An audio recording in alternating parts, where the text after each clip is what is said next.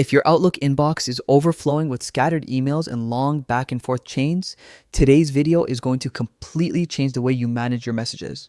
Because in this guide, I'll show you how to group Outlook emails by conversation, turning messy threads into clean, organized conversations you can follow instantly. Let's dive right in. First, open your web browser and log into your Outlook account. Once you reach the sign-in page, enter your email, type in your password, and complete any two-step verification if it pops up. After that, you'll land on the main Outlook Mail interface. Now, with your inbox open, head to the top menu bar. You're going to click on View. This is where Outlook controls how everything is displayed.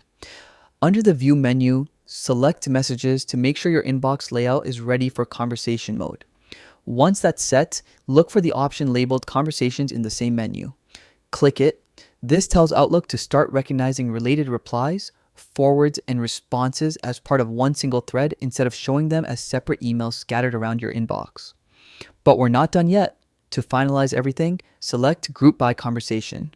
This is the real game changer. With one click, Outlook organizes all related emails into a clean, chronological thread, almost like a chat conversation. You'll be able to scroll through entire discussions in order instead of hunting for replies across different pages. And that's it.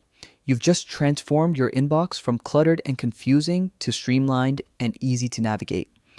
Whether you're managing work emails, client follow-ups, or personal conversations, this simple change makes everything faster and more intuitive. If this guide helped you, make sure to hit the like button, subscribe for more tech tutorials, and drop a comment if you want a full series on mastering Outlook. Thanks for watching, and I'll see you in the next one.